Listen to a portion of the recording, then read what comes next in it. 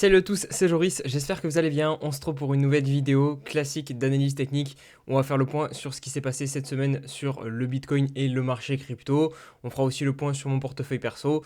Je suis pas très actif en ce moment sur la chaîne YouTube, je m'en excuse pour ceux qui aiment bien les vidéos. Je vais essayer de reprendre un rythme un peu plus soutenu.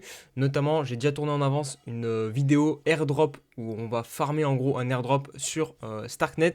Du coup, elle devrait sortir dans la semaine. Donc voilà, au moins cette semaine, vous aurez normalement 2 vidéos. En attendant, on va aller faire donc le point hebdomadaire sur le Bitcoin et le marché crypto. Si la vidéo, comme d'habitude, vous plaît, vous voulez soutenir le contenu, vous pouvez mettre un petit like, vous abonner et on part tout de suite sur cette vidéo.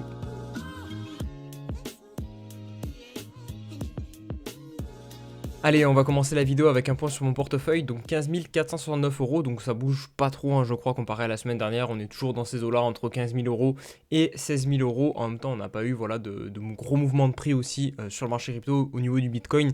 Et surtout pour moi au niveau des altcoins, parce que j'ai quand même, si vous voyez ici la répartition de mon portefeuille, pas mal d'altcoins en portefeuille. J'ai 37% en BTC, ça commence à faire 28% quasiment en stablecoin et le reste en altcoins. Du coup, vous l'avez sûrement remarqué, pour tous ceux qui sont investis sur les altcoins, on a du mal à trouver de la performance au niveau des alts. La BTC dominance est clairement pour l'instant en train de remonter, donc c'est-à-dire que le Bitcoin est de plus en plus fort contre les altcoins, prend de plus en plus de place. Vous voyez ici, ça c'est le graphique de la BTC dominance, on est toujours sur cette zone de résistance, enfin on s'y approche petit à petit des 50%, donc ça je vous en parlerai un peu plus tard dans la vidéo, mais voilà, moi je vais plutôt rechercher maintenant des achats sur les altcoins plutôt que de renforcer ma position sur Bitcoin ou même de passer en stablecoin. Je vais plutôt essayer de switcher de BTC aux altcoins, mais voilà, globalement vous voyez les performances, alors là sur 24 heures. ETH, Atom, IGLD, US, FXS, Chiliz et AV. Voilà, clairement, c'est à la traîne. Si je vous mets les graphiques de ces altcoins contre le BTC, c'est là qu'on va se rendre compte de la surperformance du BTC et que ça fait très mal du coup à notre portefeuille altcoins. Vous voyez ici, là, c'est AV contre le Bitcoin. Voilà, depuis 4-5 semaines et ça s'est accéléré les 2 dernières semaines. On a vraiment une grosse baisse donc de AV contre le Bitcoin. Atom, c'est la même chose avec ce range qui est toujours très propre. Là, je suis en hebdomadaire, vous voyez, avec la borne haute ici et la borne basse. On a tapé la borne haute septembre 2022 et depuis, on baisse et il y a des chances qu'on vienne rechercher une nouvelle fois la borne basse. Donc, il y a encore de la baisse potentielle au final sur Atom contre Bitcoin. Chiliz, c'est pareil, on descend depuis plusieurs semaines, mais on arrive là sur support sur le précédent creux ici de mai 2022. IGLD, BTC, là, c'est un peu plus grave, un peu plus dommage parce qu'on passe maintenant, on a glissé sous le support et sous le dernier creux. Par contre, ça accélère pas tant que ça. Donc peut-être une petite prise de liquidité ici à la mode week off un petit peu et pour ensuite réintégrer, ça serait cool. Mais pour l'instant, rien de tout ça, donc c'est pas très bullish. FXS, ça je suis content et d'ailleurs c'est la seule crypto, je vous l'ai pas dit sur Twitter parce que j'ai juste rajouté 100 euros, j'ai rajouté 100 euros de stablecoin sur FXS parce que justement on est ici sur une petite dynamique en hebdo haussière et voilà, si on continue la dynamique donc de creux et sommet ascendant, ici le risk reward est plutôt intéressant et vous voyez c'est l'une des rares altcoins à avoir pump dans mon bag. Donc voilà, FXS je suis plutôt content et US malheureusement pareil. Alors cette semaine petite bougie verte, mais sinon vous voyez pareil on a glissé en dessous du support. Bref, sinon au niveau de l'analyse du Bitcoin, puisque c'est quand même la vidéo d'analyse hebdomadaire, donc on va faire le point sur l'hebdomadaire et même des unités de temps un peu plus grosses comme le mensuel et le trimestriel, puisque on a eu la chance ce mois-ci, donc on a clôturé mars et on débute avril, d'avoir la clôture trimestrielle mais aussi mensuelle. Alors elles sont plutôt bullish, on va pas se mentir, surtout la trimestrielle, vous voyez qu'on englobe 2 trimestres de baisse, donc le trimestre qui allait jusqu'à octobre et l'autre jusqu'à juillet, donc ça c'est plutôt cool.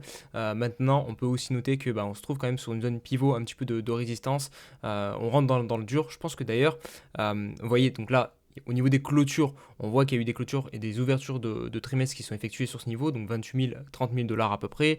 Et on voit aussi, je pense que si on prend le top de cette bougie et le bas, on doit être pile sur les 50% à peu près de retracement. Alors je vais pas le faire comme ça, je vais le faire avec la règle, ça sera plus pratique.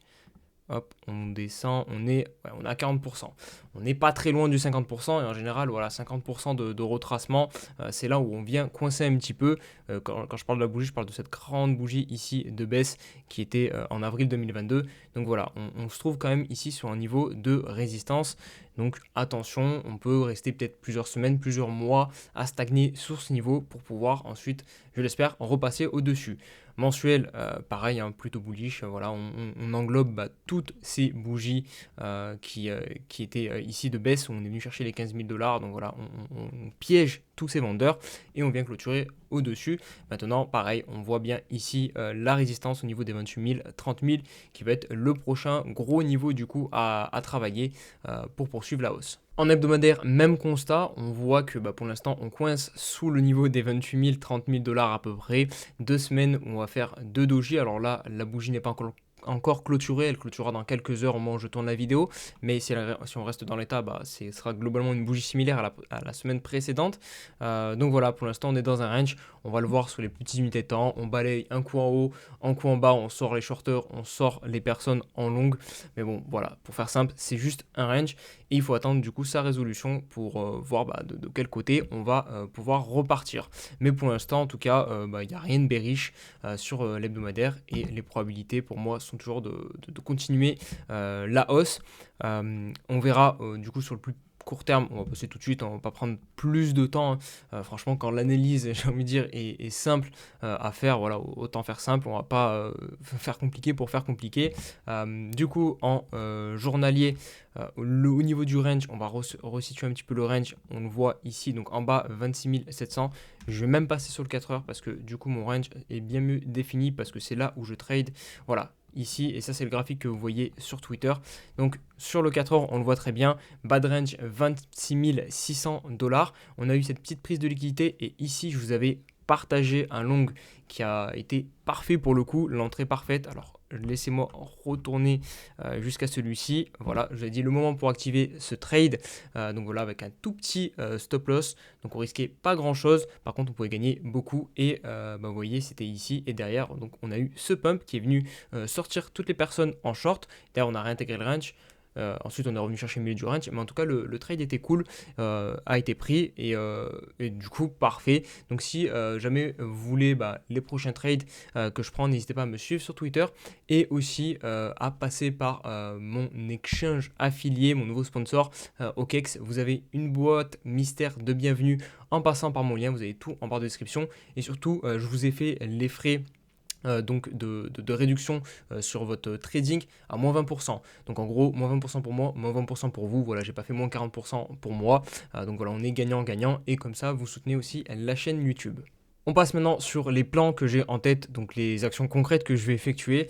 Donc là, au niveau du trading, je pense que je pourrais chercher un long si jamais on revient sur le bad range ou peut-être à la limite le milieu de range. Donc, et d'ailleurs là je pense qu'on est sur une zone intéressante parce que si on prend Fibonacci, vous voyez ici on doit être pile sur le 618. Alors pourquoi mon Fibonacci est inversé? On va le remettre droit. Vous voyez, on est pile dans la zone de rechargement de ce mouvement-ci. Donc, il y a peut-être une petite entrée longue à tenter sur ces niveaux-ci. Je sais, faudrait rentrer en plus petite unité de temps encore pour voir si l'entrée peut être pertinente ou non. Mais honnêtement, voilà, j'ai pas vraiment de forte conviction là au niveau du trading. Sur ce trade, j'avais beaucoup de conviction. C'est pour ça que je voulais partager et que je suis rentré en position. Mais là, maintenant qu'on a pris la liquidité ici, là, le short, honnêtement, je me suis pas mal tâté, je vous avoue, à rentrer short parce que la prise de liquidité était vraiment parfaite. Je vous l'avais mis aussi sur Twitter. Je vous avais dit, voilà, prise de liquidité short, possible retour, bad range, exactement finalement le même scénario que ce qui s'est passé ici, mais j'avais mis le petit bémol, c'est qu'on provient d'une tendance haussière. Donc quand on provient d'une tendance haussière, les probabilités, voilà, quand on est dans une phase de consolidation, c'est de sortir par le haut. Donc ce trade-ci, là de short ici, alors qu'on provient d'une tendance haussière, il est quand même moins probable que celui donc, que j'ai pris ici, puisque là on provenait d'une tendance haussière. Donc il y avait vraiment toutes les cartes en gros de notre côté. Alors que là, il y a un peu moins les cartes de notre côté, la tendance n'est pas de notre côté, donc c'est pour ça que j'ai préféré pas le prendre pour voilà, optimiser mes trades. Voilà, quand je rentre sur un trade, que j'ai plus de chances qu'il soit gagnant. Et sinon, au niveau de mon portefeuille Invest, comme je vous ai dit en début de vidéo, je vais plutôt rechercher l'achat d'altcoins pour le coup. Donc je vais surveiller attentivement le graphique Ethereum contre Bitcoin et la BTC dominance. BTC dominance, globalement, là, j'aime bien parce qu'on se rapproche vraiment de la résistance des 50%. Et ETH-BTC, on voit qu'on commence à peut-être poser un petit bottom. Alors, il faudrait tomber sur les petites unités de temps, encore une fois. Bon, je ne vais pas forcément le faire en vidéo. Voilà, vous voyez qu'ici, on est sur un range. Donc, si jamais on sort par le haut du range, on aura peut-être notre bottom de trouver. Et on pourra peut-être revenir donc sur cette borne rouge ici et même plus haut, hein, parce que pareil, là la tendance, on vient d'une tendance haussière, on range, et du coup la probabilité, eh bien, c'est de sortir de cette consolidation par le haut. Donc c'est pour ça que je vais essayer de swapper mes BTC en ETH petit à petit. J'avais déjà fait 250 € la semaine dernière, j'ai encore 250 € là qui sont en stand-by, et même peut-être plus, parce que vous l'avez vu, au niveau de ma répartition, bah là j'ai quand même beaucoup de Bitcoin. Donc voilà, petit à petit, là je vais essayer de renforcer Bitcoin enfin vendre Bitcoin pour acheter de l'Ether, mais aussi vendre mes BTC et les convertir sur des altcoins où je vais trouver donc des configs sympas contre le Bitcoin. Par exemple, typiquement FXS, c'est pour ça que je l'ai fait, contre BTC. Par contre, voilà, tout ce qui est IGLD, honnêtement, là, dans l'état actuel, donc j'ai pas trop envie de renforcer, je vous avoue, parce que le graphique ne m'indique rien de bullish, on repère un support. Si jamais je vois des W, un bottom se faire sur les petites unités de temps, qu'on récupère ce support gris ici, peut-être que voilà, je convertirai un petit peu de BTC contre de l'IGLD, mais honnêtement, il y a très peu de chance, parce que voilà, l'IGLD, honnêtement, j'en ai un petit peu marre. Donc voilà, je ne le ferai pas sur l'IGLD, mais sur d'autres altcoins. Voilà, c'était pour vous expliquer un petit peu mon plan, mon idée. Voilà, c'est de convertir petit à petit mes BTC sur les altcoins pour profiter justement d'une future altcoin season qui devrait arriver.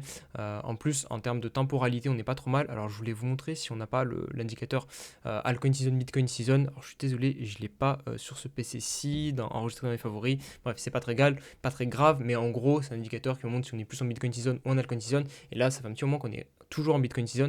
Donc voilà, je pense qu'on va avoir une altcoin season qui va arriver. Et comme je vous disais, au niveau de la temporalité, on arrive au mois d'avril et mai aussi. Et en général, c'est des mois plutôt bullish au niveau de la bourse et des actions. Et du coup, voilà. Et du coup, il y a peut-être moyen qu'on ait une belle altcoin season, une belle fin, voilà, un mois encore ou deux au niveau du Bitcoin qui reste plutôt bullish, en peut-être un retracement cet été. Mais voilà, au niveau de la temporalité, je trouve que ça colle plutôt bien. Et voilà pour cette vidéo d'analyse hebdomadaire. On aura fait comme chaque semaine donc le point sur mon portefeuille, sur les graphiques et mes plans, mes stratégies. Voilà, vous savez tout. N'hésitez pas à me dire ce que vous en pensez en commentaire, vos stratégies, comment vous gérez votre portefeuille. Si vous avez des petits conseils à me donner aussi sur la gestion de mon portefeuille, sur des altcoins à me conseiller, n'hésitez pas. N'oubliez pas de vous abonner, liker la vidéo pour aider à la mettre en avant, et je vous dis à tous une très belle semaine et à très vite. Allez, ciao ciao.